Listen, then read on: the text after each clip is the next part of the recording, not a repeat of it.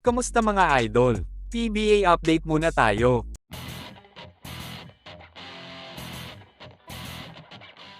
Planong expansion team ng PBA ngayon at sa mga susunod na taon, hindi na matutuloy. Kinumpirma nga ng commissioner ng PBA na si Willie Marshall na nahihirapan daw silang kumuha ng dagdag na koponan para lalo pang lumaki ang kanilang liga.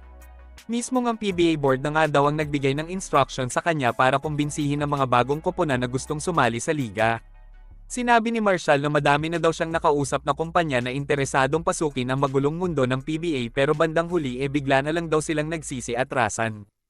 Hindi naman dinetalya ni Kume kung ano ang dahilan ng pag-back out ng mga kumpanya na nakausap niya dahil paniguradong negatibo ang epekto nito sa liga. Sa dami ng isyu na kinakaharap ngayon ng PBA, malamang ilan dito ang naging dahilan kung bakit nag-back out ang mga kumpanya na nahikayat ni Marshall para maging expansion team. Dalawang kumpanya ang matagal nang napapabalita na posibleng pumasok sa liga. Ito nga ay ang SM at Ayala na tinaguri ang pinakamalaking korporasyon sa bansa. Sa hindi pa nakakaalam, ang Ayala ay pinasok ang PBA noong 1988 nang bilhin nila ang Tandoy franchise. Sila din ang may-ari noon ng Pure Foods team kung saan nakakuha sila ng 5 kampyonato na binubuo pa nina Alvin Patrimonio, Jericho Diniera, Jojo Lastimosa at Glenn Capasio. Pero noong 2001, nagdesisyon ng Ayala na ibenta ang Pure Foods franchise sa San Miguel Corporation. Kaya naman hindi na nakapagtataka kung magdesisyon ulit ang Ayala na pasukin muli ang PBA. Samantala, ang SM Corporation naman ay matagal ng parte ng liga. Sila kasi ang may-ari ng Mall of Asia Arena na kasalukuyang pinaglalaroan ng mga PBA games. May kakayahan din ng SM na humawak ng koponan. Sa katunayan, sila ang may-ari ng koponan sa UAAP na NU Bulldogs.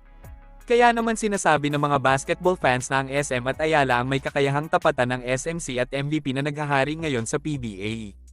Bukod pa dito, may kakayahan din silang magpasahod ng mga star player na milyones ang halaga.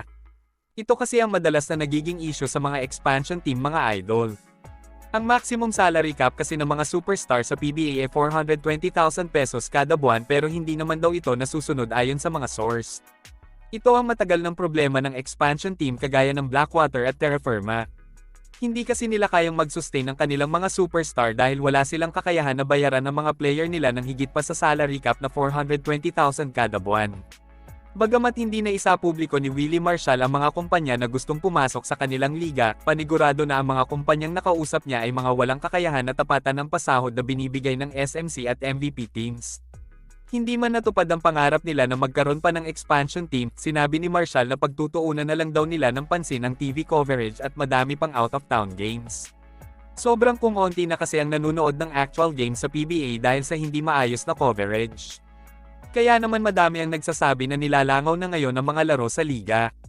Kahit nga mismo ang mga laban ng Barangay Ginebra at San Miguel Beermen hindi na din patok sa mga manunood dahil nagsasawa na silang panoorin ang PBA dahil sa bulok na sistema na pinapairal ni Commissioner Willie Marshall at ng buong PBA board.